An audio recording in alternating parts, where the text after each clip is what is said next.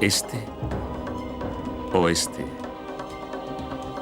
Las dos direcciones que señalan la frontera entre la vida y la muerte en la civilización egipcia.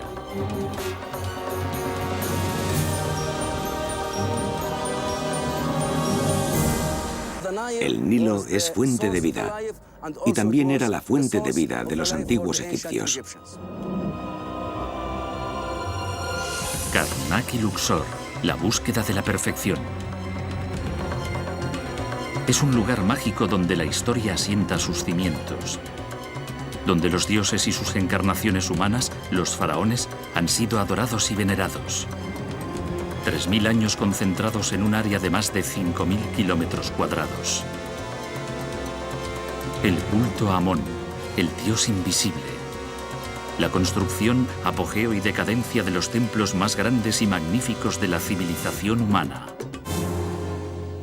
Karnak y Luxor. Vengan al lugar elegido, Ipet Sut, como llamaban los antiguos egipcios al templo de Karnak. Un largo curso de agua separaba a los vivos y los muertos. El Nilo, que fluye de sur a norte, convirtió al antiguo Egipto en el eje principal de la tierra. El curso del sol, de este a oeste, cruzaba esa línea y definía así el universo divino.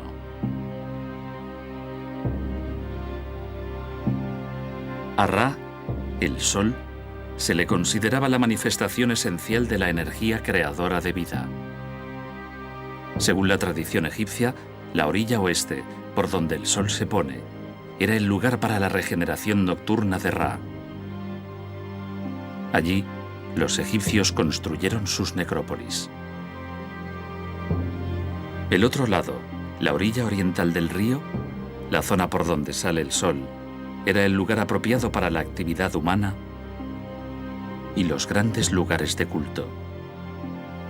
Exactamente en esta orilla del río, en el área que limitaba con Tebas, los egipcios ubicaron el centro de energía creadora, el santuario de Karnak. Los egipcios antiguos relacionaban el oeste con los muertos y con la muerte porque veían salir el sol por el este y se ocultaba por el oeste. Así que construyeron sus tumbas en el oeste. Y todo lo relacionado con su vida cotidiana, especialmente la religión, debía estar en el este.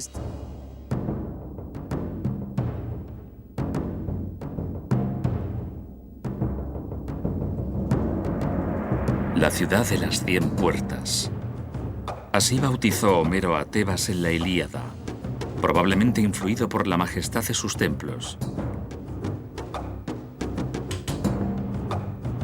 Al-Karnak significa ciudad fortificada. El nombre actual del templo deriva del árabe arcaico.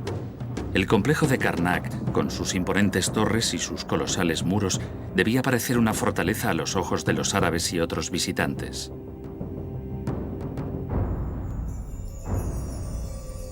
Tebas, en el apogeo de su esplendor, era el centro del poder económico y religioso de Egipto.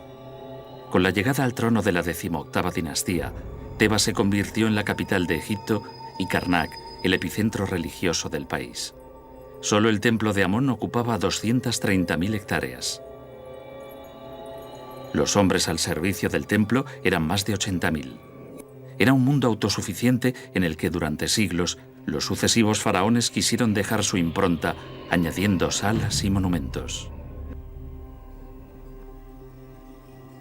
El templo de Karnak no es solo un solo templo, son varios templos construidos desde la época del Reino Medio. Incluso hay restos del antiguo reino, pero la construcción principal es de Sesostris I, faraón de la 12ª dinastía del Reino Medio de hace más de 3.800 años.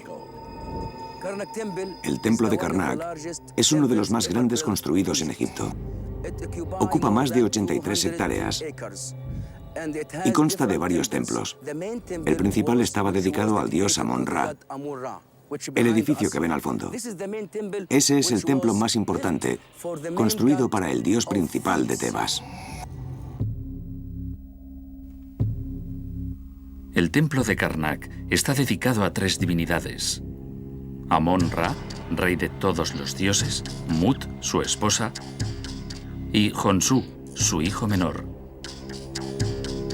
Las 3 divinidades constituyen la tríada tebana.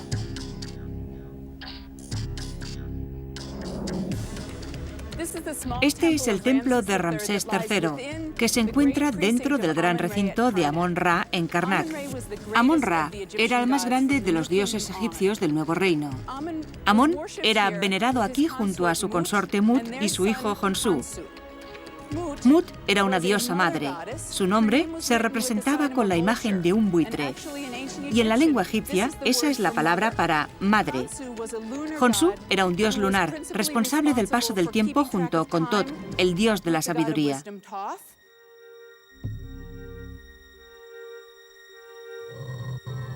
El núcleo principal de Karnak es el templo de Amón.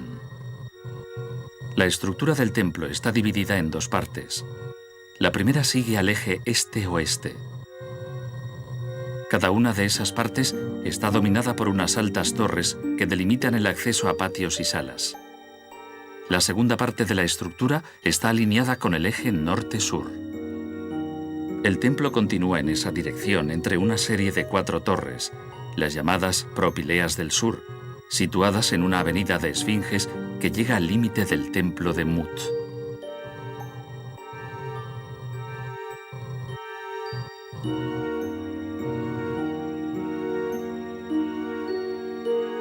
El núcleo original del templo está rodeado por las 4 torres y la sala de los banquetes o Agmenú.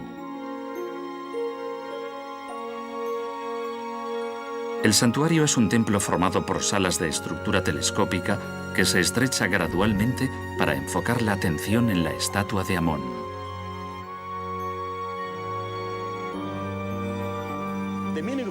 Todo el complejo es un templo dedicado al dios Amón.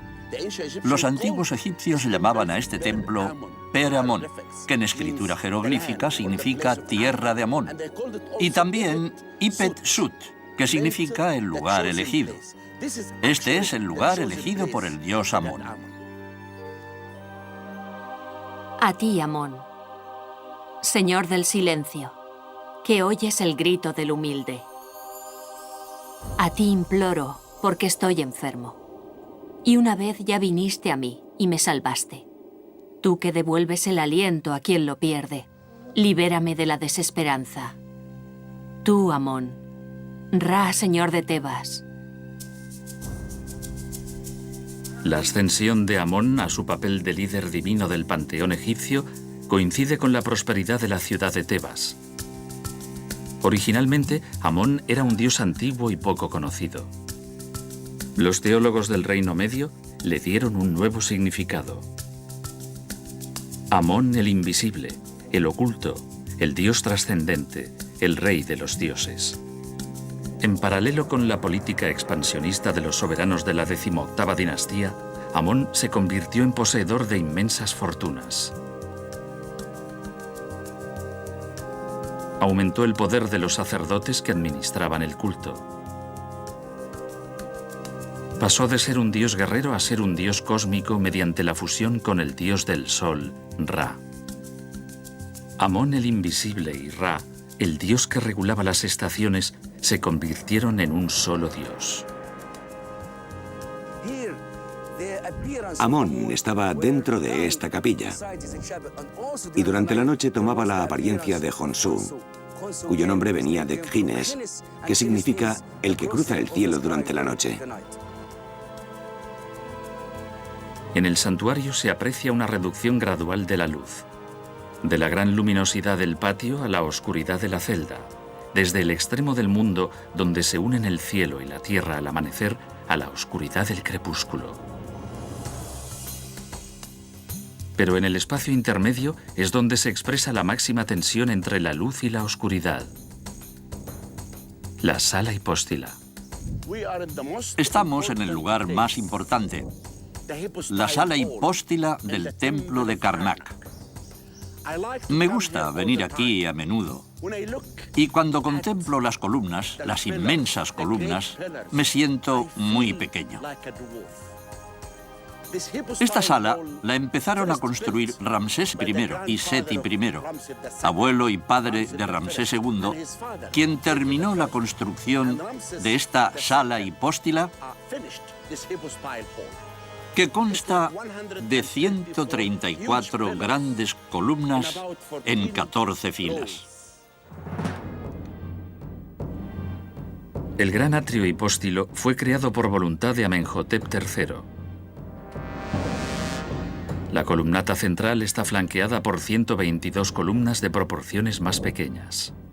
La diferencia de altura entre la nave central y los dos corredores iluminados por el juego de luces de las ventanas abiertas en la piedra caliza le da una poderosa característica simbólica. La luz divide en dos zonas los inmensos pilares y deja la parte inferior en la sombra, lo que los hace parecer más altos. La intención psicológica de este complejo era provocar cierto temor y respeto a la divinidad.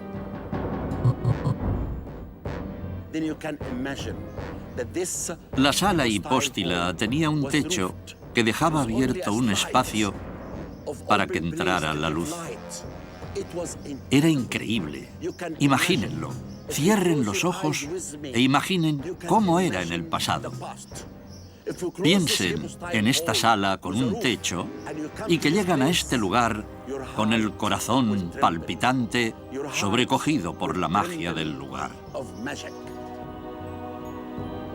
La sala hipóstila del templo de Karnak es una de las mayores y más complicadas columnatas que se han construido. En su edificación intervinieron varios soberanos de la dinastía de Ramsés, en particular Seti I y Ramsés II. Las 134 columnas representan rollos de papiro. El efecto de repetición de las imágenes se acentuaba por los vivos colores que debían contribuir a facilitar la ósmosis entre el edificio y la naturaleza. Las 12 columnas centrales de la nave principal, de 22 metros de altura, incluyendo el ábaco, terminan en un capitel con forma de flor de papiro. Y las 122 columnas de los corredores, con una altura de 18 metros, tienen capiteles con forma de capullo. La alineación de la nave central del salón principal del templo subraya la función de paso hacia el santuario. Otro eje, perpendicular al primero, divide el espacio en dos mitades y comunica el salón con el templo de Mut mediante dos puertas laterales.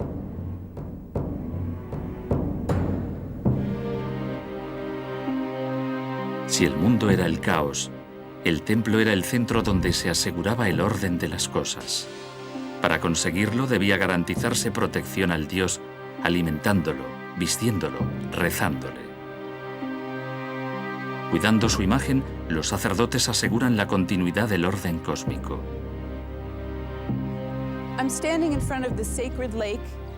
Estoy ante el lago sagrado del complejo de Amón-Ra en Karnak. Según el mito egipcio de la creación, antes de ser creado, el mundo era oscuro y cubierto de agua. Y este lago es la representación simbólica dentro del complejo que representa el cosmos como el orden primigenio del que surgió la creación. También era muy importante en la vida del templo. Algunos egiptólogos creen que los sacerdotes venían aquí al amanecer para hacer las abluciones rituales antes de empezar sus actividades diarias. Los ritos del templo estaban determinados por la posición del sol y tenían tres fases: el amanecer, el mediodía y el ocaso. Antes del amanecer, los sacerdotes se lavaban en el lago sagrado para purificar su cuerpo.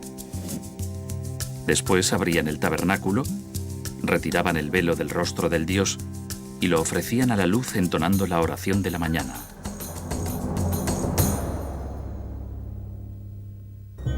La fusión entre el dios y la luz culminaba a mediodía. La estatua del dios se llevaba a una cámara sin techo de la parte superior del templo y allí recibía el abrazo regenerador del sol.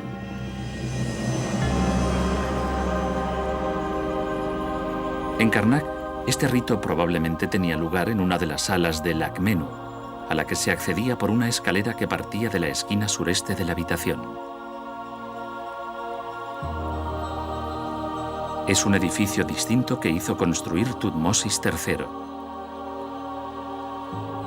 En el centro hay un salón con estructura de basílica de unos 40 metros.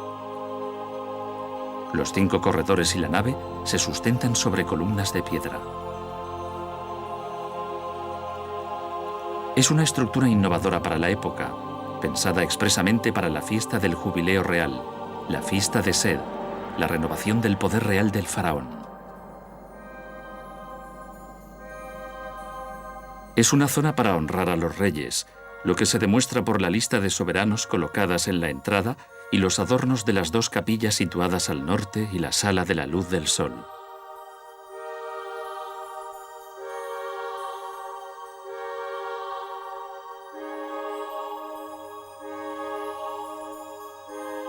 Para entrar en este ambiente había que estar iniciado en el culto de Amón y su reencarnación humana, el rey.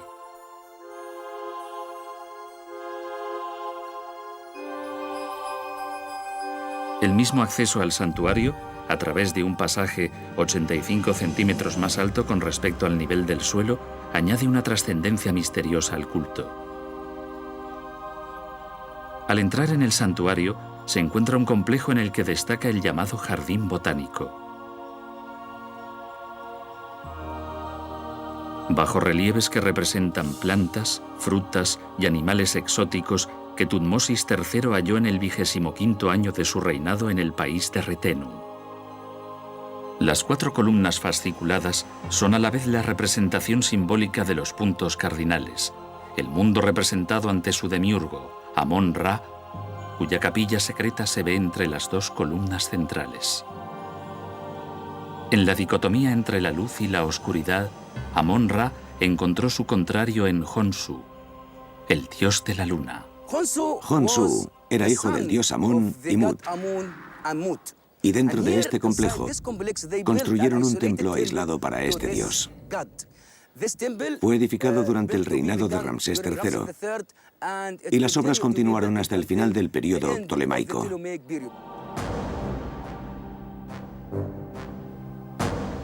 El santuario dedicado a Honsu fue construido por Amenhotep III, probablemente ampliando una capilla ya existente.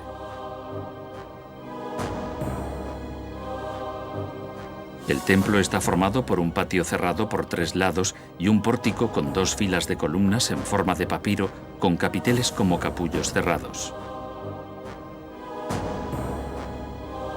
Sigue el atrio hipóstilo iluminado por ventanas enclaustradas. Luego hay 2 vestíbulos y unas salas destinadas a los ritos diarios.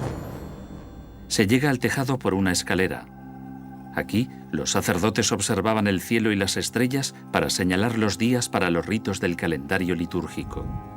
Honsu era un dios lunar, la extensión de la luz fundamental. La noche es de la luna, los planetas y las estrellas.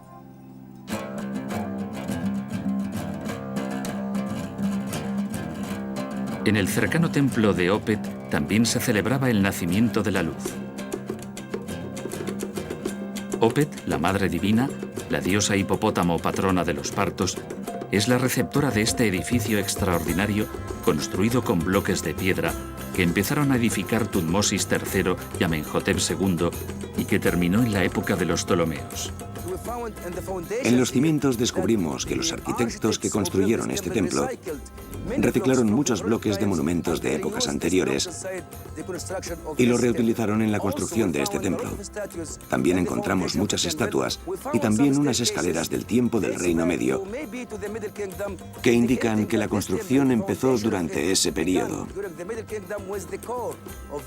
Durante la edificación del templo de Karnak y durante el periodo ptolemaico, se hicieron mejoras y destruyeron lo que había antes, relieves e inscripciones únicos.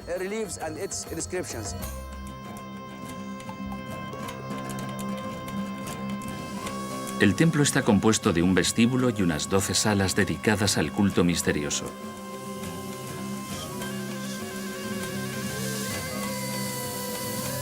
Un equipo de restauradores del Instituto de Estudios Franco-Egipcio trabaja en la restauración de los relieves de las paredes de los templos de Luxor y Karnak.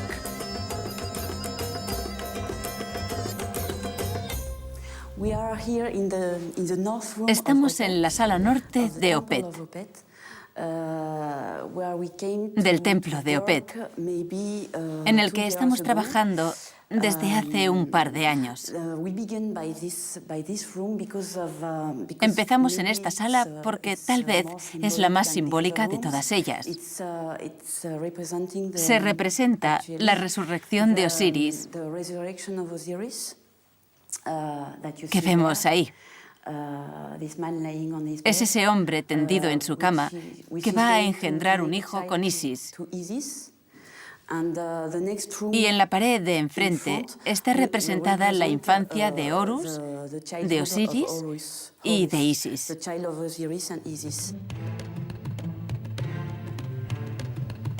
En un año de trabajo, los restauradores han limpiado las pinturas de la sala norte del templo, han renovado la planta de las 5 cámaras principales y han reforzado las paredes de la torre principal.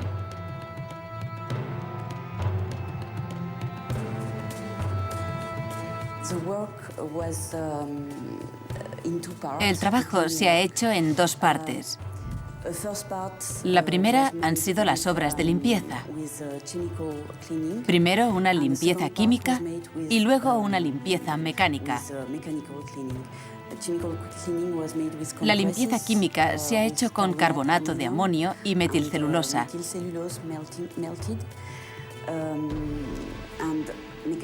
Y la mecánica con chorros de arena muy fina. Ahora se aprecia la diferencia comparándolas con el estado anterior de las paredes, que estaban negras, igual que esta parte del techo.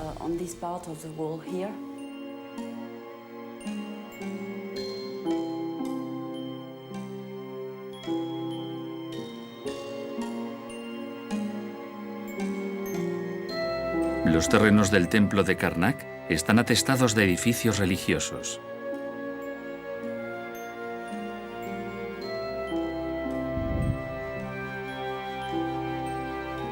Separado del recinto de Montu y Mut, del que queda muy poco, en el área occidental se alza el templo de Ptah, que construyó Tutmosis III.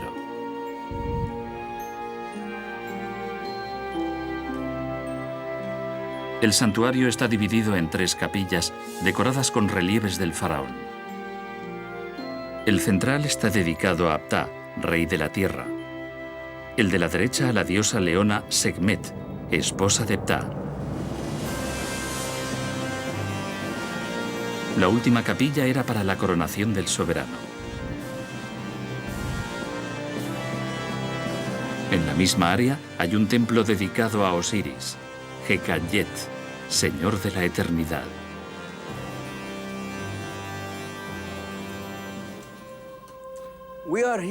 Estamos en uno de los lugares más sagrados dentro del recinto del templo de Amon-Ra, en la capilla del dios Osiris, Hekayet, que significa Dios Osiris, gobernador de la eternidad. Esta capilla se empezó a construir durante la 21ª dinastía, y aquí podemos ver una de las escenas más importantes. La diosa, esposa de Amón, le ofrece 2 cuencos, que en la egiptología llamamos los nuevos cuencos del dios Amón. Y junto a esta hay otra escena del dios Amón, con sus largos báculos. Debajo vemos a la reina ofreciendo los 2 cuencos al dios. Y detrás está uno de los símbolos arquitectónicos más importantes de la antigua religión egipcia, la puerta eterna del dios Osiris. Aquí se ven las 7 puertas que los antiguos egipcios representaron en esta capilla. Entrar en el templo de Karnak es como volver atrás en el tiempo.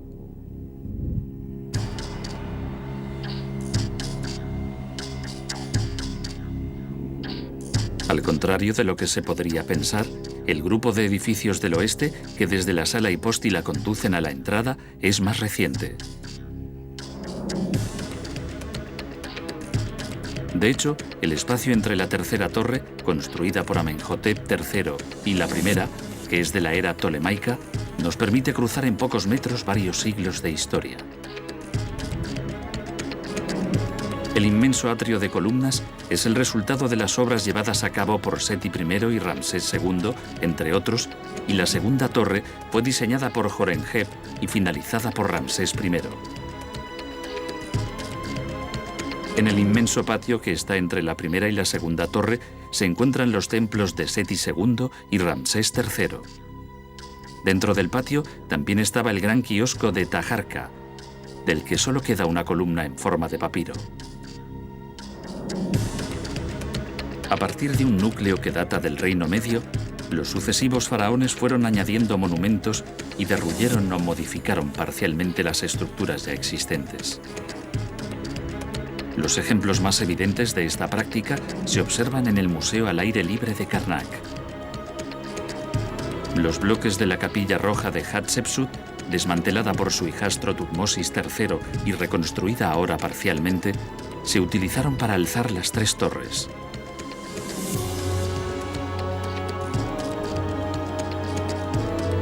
La capilla es famosa por su color rojo, atribuible al uso de bloques de cuarcita tallados en diferentes formas.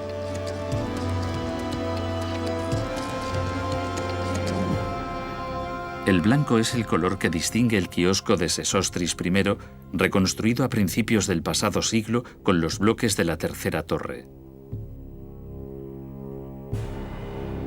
El kiosco está rodeado por dos rampas y sostenido por 16 columnas en sección cruzada.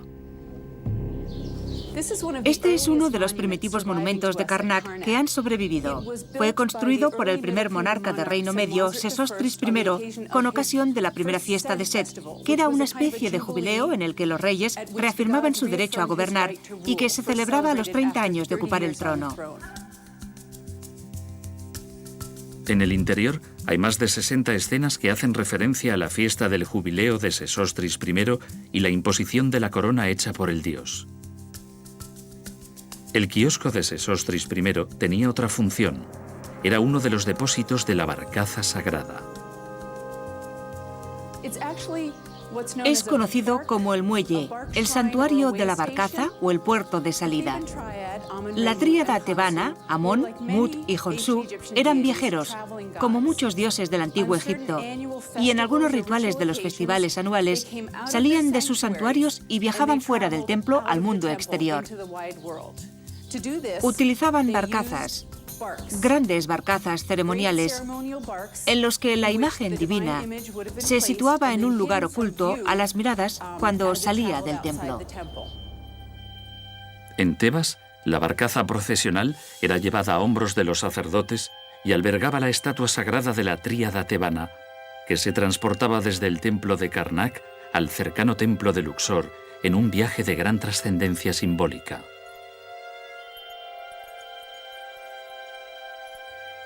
El punto de partida de la procesión era el santuario de cuarcita rosa que ordenó construir el rey macedonio Filipo Arrideo con los restos del de Tutmosis III. En el centro de la cámara hay un bloque de granito donde reposaba la barcaza sagrada. El dios Amón, que vivía en el Ipet Sud, el lugar elegido, también llamado Templo de Karnak Per Amón, el lugar de Amón, embarcaba en el bote sagrado. Los sacerdotes cargaban el bote encabezados por el sumo sacerdote y luego navegaba desde el sur del Nilo para visitar a su esposa Mut en el templo de Luxor. Y para los antiguos egipcios, ese momento significaba la fertilidad. La barcaza era llevada a hombros por los sacerdotes y luego viajaba por el agua y también por tierra. Se hacían preguntas al oráculo a lo largo de la ruta y las respuestas se daban inclinando la barcaza a uno u otro lado, según si era positiva o negativa, y así es como respondía el oráculo. Todos los años, con ocasión de la fiesta de Opet, la estatua del dios Amón salía del santuario de Karnak y se llevaba en procesión a la capilla del sur, al templo de Luxor. La misma procesión podía llevarse a cabo de dos maneras. La primera por tierra. La barcaza salía de su almacén y luego giraba a la izquierda en dirección sur y se dirigía hacia el templo de Luxor. La segunda por el río. Aprovechando la crecida del Nilo, que en septiembre alcanza su nivel más alto, la barcaza hacía su entrada triunfal en el templo. Todas las procesiones iban al templo de Luxor, hacia el sur, y pasaban por esta avenida. Originalmente, a principios del Reino Nuevo, es posible que fuera un canal navegable para los barcos de los dioses. Más tarde se pavimentó y se bordeó con esfinges. Algunas aún están aquí. Cerca del templo de Luxor, las esfinges tenían formas diferentes, algunas tenían forma humana, y fueron construidas por Nectanebo I, un rey del último periodo. La procesión está representada en las paredes de la gran galería de Luxor.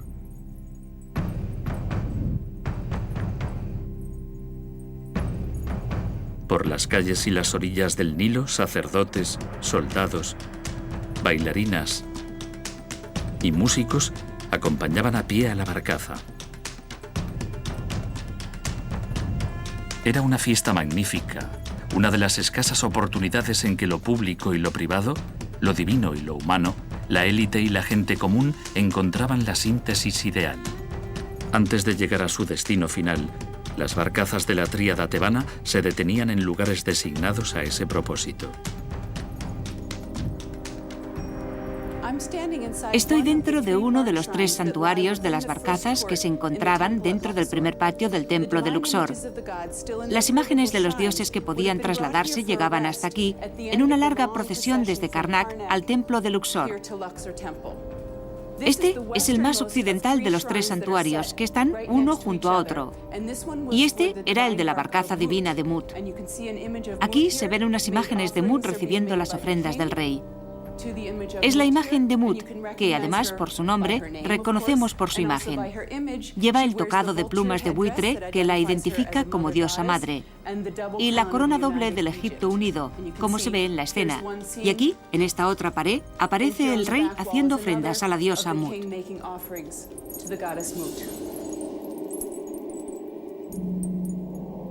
Evitar la muerte a través de la concepción de la vida.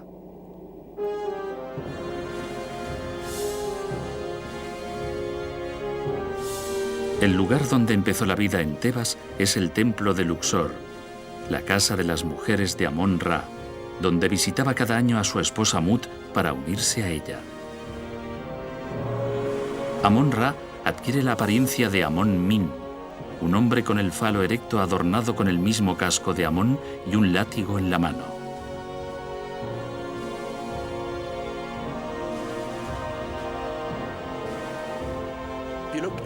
Están viendo el templo de Karnak, una de las casas de Amón.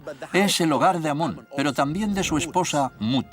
Amón hace ese viaje todos los años y llega en su barco sagrado acompañado del sumo sacerdote, siguiendo el Nilo hasta aquí, que para los antiguos egipcios representaba la fertilidad.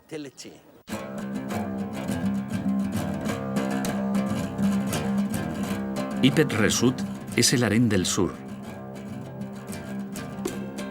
Incluso las paredes de este templo cuentan la historia de quien las quiso, las modificó, las usurpó y las abandonó. El primer núcleo del santuario se remonta a la 12ª dinastía, pero el templo de Luxor adquirió su definitivo y característico aspecto durante el reinado de Amenhotep III y Ramsés II. La mayor parte de lo que vemos hoy es obra de un rey del nuevo reino, Amenhotep III, desde el Santo de los Santos, las cámaras de la parte posterior, hasta una serie de santuarios y otras dependencias en el patio del Sol y la columnata de la procesión. El gran patio delantero y los pilones de la fachada del templo fueron obra de Ramsés II, que cambió el eje de ese patio para que la procesión fuera directamente a Karnak. Había nacido el lugar de la fertilidad y la vida mediante rituales públicos como la fiesta de Opet, pero también en privado ante las personas que tomaban parte en el evento, lejos de miradas indiscretas, como en uno de los lugares más significativos de todo el complejo, la sala del nacimiento. En esta área, ubicada al final del templo, se celebraba el divino nacimiento del rey y la boda sagrada que unía a Amón con la reina y daba a Egipto su guía celestial, el faraón. Estoy en la habitación del templo de Luxor, donde nació Amenhotep III. En la teología real egipcia era un concepto importante el hecho de que el rey fuera hijo del dios Amón-Ra. La forma venerada aquí era la forma de Amón, quien engendraba al nuevo rey. Las escenas de la pared occidental de esta habitación cuentan la historia en una serie de viñetas que van de un lado a otro de la pared y de arriba a abajo. La historia empieza en esta esquina, donde Amón-Ra escoge a la mujer que gestará a su próximo hijo. Aquí tenemos el dios Amón. Y esta es la reina Mut. De hecho, elige a la reina de Egipto muy acertadamente, porque el dios Tot, en esta próxima escena lo reconocemos por el ibis de su tocado, conduce al dios Amón al interior del palacio real, a la cámara del lecho de la reina. Amón despierta a la reina con su embriagador aroma y luego la acoge en su abrazo divino. Aquí está la reina y Amón sentado en la cama. En la próxima escena, Amón dice al dios Num, el dios alfarero, que modele al nuevo rey. Y lo vemos aquí, en esta viñeta. Modela al rey y al doble del rey, su Ka, que es la fuerza de la vida. Y aquí ayuda a Thor. Y la escena continúa en la siguiente viñeta. Tot anuncia a la reina que está embarazada. Y luego, en compañía de varios dioses, da a luz a un niño aceptado por Amón. Su esposa Mut y su hijo Honsu, como nuevo rey, y en la parte superior de la viñeta vemos la escena de la purificación, donde otros dioses dan la bienvenida al rey.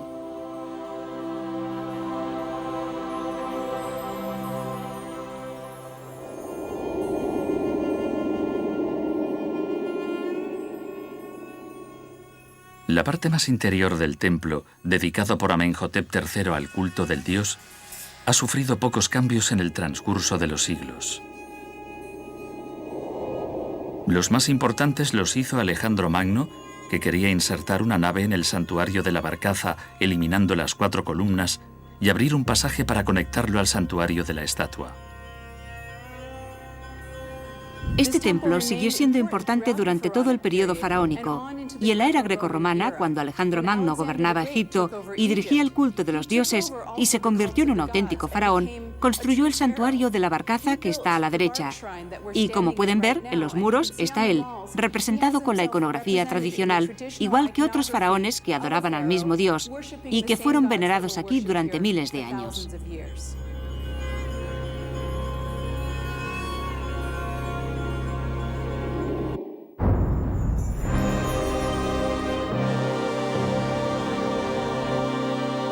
El templo de Luxor es un testigo singular de la estratificación histórica.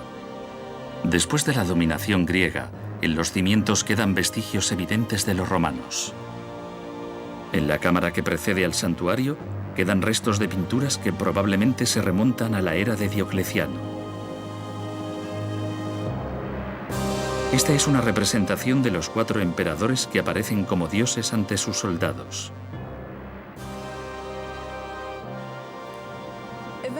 El culto a Amón-Ra llegó a su fin, pero la vida religiosa del templo de Luxor estaba muy lejos de terminar. Durante la era romana, este espacio fue transformado en un templo para la corte imperial. Las habitaciones traseras fueron separadas con estos ábsides, y esta habitación fue enyesada y cubierta de frescos. Todo el templo era parte de la curia romana. Durante la era cristiana se construyeron varias iglesias alrededor y dentro del templo. Parte de una de ellas todavía existe hoy dentro del gran patio de Ramsés II. Encima de esa iglesia, en el siglo XIII después de Cristo, se edificó la mezquita de Abu al-Hagag. Tebas, ejemplo para todas las ciudades. El agua y la tierra estaban en ti al principio. La arena rodeaba los campos. pero ocupó su lugar en una alta posición. Y luego existió la tierra. Después apareció la humanidad y fundó las ciudades y les dio un nombre. Y cada una de ellas recibe su nombre bajo la vigilancia de Tebas, el ojo de Ra.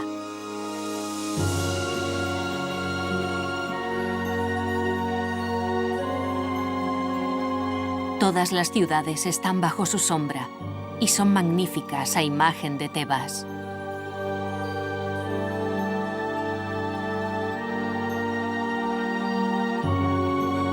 Hoy, después de 3000 años, Tebas ya no existe. Al este del Nilo, en la que una vez fue considerada la ciudad de los vivos, quedan los restos de los templos de Karnak y Luxor. Los egipcios los construyeron para usarlos como centros religiosos. Después otros pueblos les dieron otro sentido y otro uso. O los abandonaron a su suerte. Durante el siglo pasado se emprendió una larga fase de restauración para devolver a estos lugares su antiguo esplendor. Al oeste del Nilo, en la ciudad de los muertos, se encuentra la necrópolis de Tebas, el lugar por excelencia del misterio, el lugar inaccesible. Aunque los templos fueron públicos en cierto modo, las tumbas debían ser privadas. Hoy los vivos y los muertos tienen un destino común. Oleadas de turistas llegan todos los años a visitar los templos y las necrópolis. El deseo de conocer y de medirse con la historia ha dado siempre sentido a estos lugares. Pero el misterio y la fascinación que emanan de ellos permanecen intactos, como signo de que la civilización egipcia nunca morirá.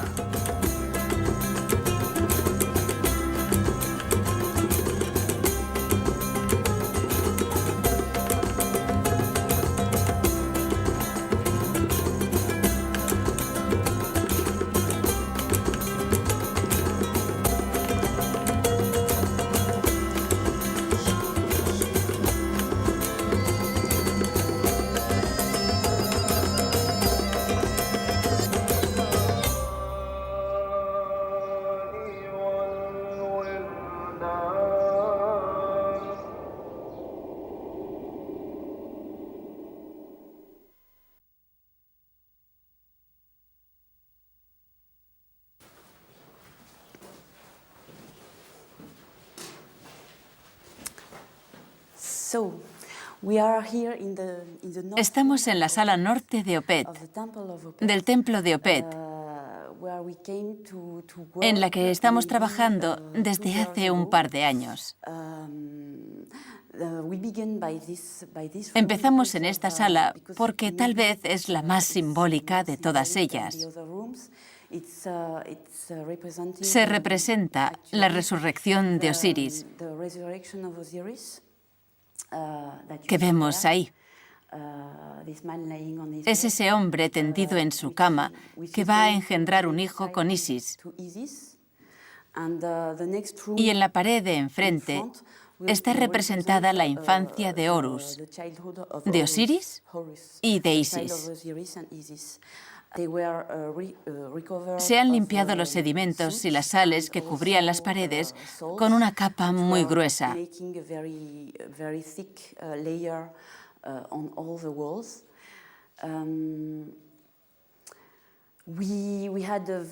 Hemos hecho un buen trabajo de limpieza y las hemos restaurado un poco, aunque no del todo. La limpieza se ha hecho en dos partes. La primera han sido las obras de limpieza.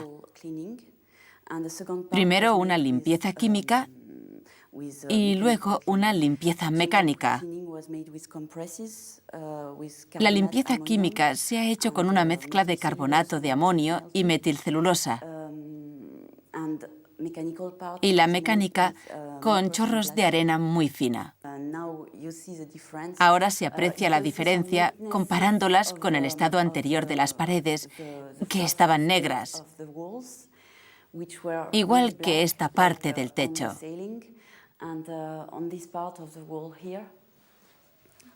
Como pueden ver, tardaremos unos 11 meses en acabar esta habitación.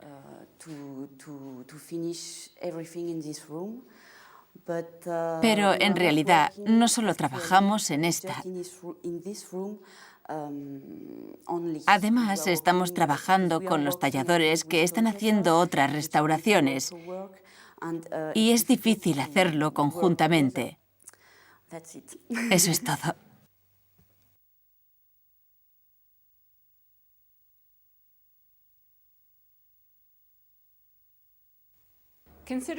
Es el lugar de nacimiento del dios Amón-Ra, y por eso el templo de Luxor estaba considerado uno de los lugares más sagrados de Egipto.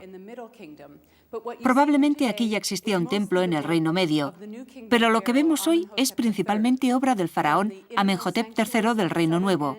Desde los santuarios interiores del extremo sur a una serie de santuarios y salas del Patio del Sol y la columnata de la procesión. El gran patio delantero y los pilonos que dan forma a la fachada del templo fueron obra de Ramsés II, que cambió el eje de ese patio con el propósito de que la procesión fuera directamente a Karnak. El culto a Amón-Ra se celebró aquí durante el periodo faraónico e incluso en la época grecorromana. Estamos en el interior del santuario de una barcaza construido por Alejandro Magno. Cuando ocupó Egipto, se adaptó a las costumbres y los cultos locales. Aquí le vemos con el vestido tradicional de un faraón que venera a Amón-Ra, como se había hecho aquí durante años.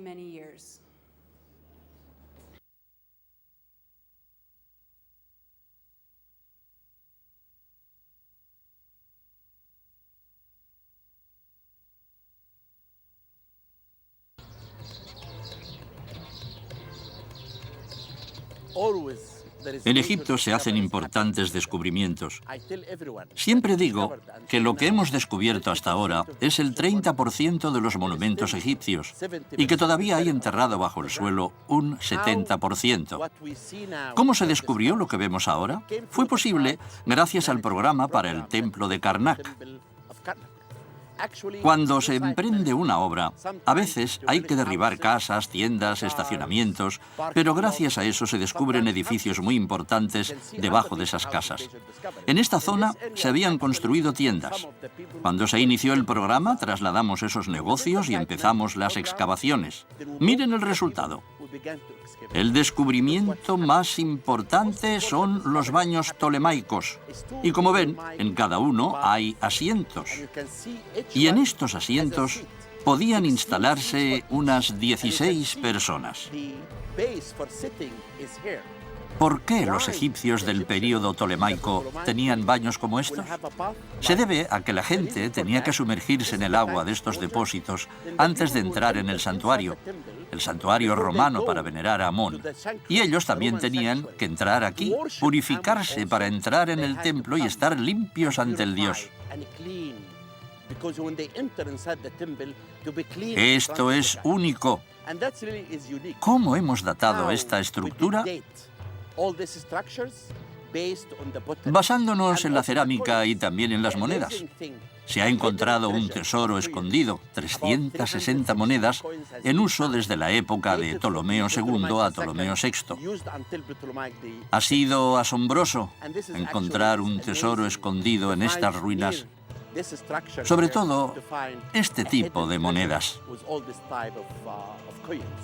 Siempre habíamos creído que frente al templo de Karnak había un canal conectado con un puerto del Nilo, pero la excavación ha demostrado que no era así, sino que aquí había un muro de contención de 260 metros de longitud que iba de un lado al otro. Tal vez este lado se empezó en el período ramésida y el otro durante las dinastías XXI y XXII, porque se ha encontrado el nombre de un rey llamado tajarca y 2 ramas descendientes. Y posiblemente ese muro se construyó para proteger el templo durante las inundaciones. Tal vez el agua del Nilo llegaba hasta el templo y lo inundaba. Y los egipcios del último período, tal vez en el período ramésida, construyeron un gran muro que iba hasta el lado sur de unos 260 metros de largo. Esto ocurre siempre cuando apartas la arena y excavas. Haces descubrimientos asombrosos, y este es el más reciente, realizado por una expedición egipcia delante del templo de Karnak.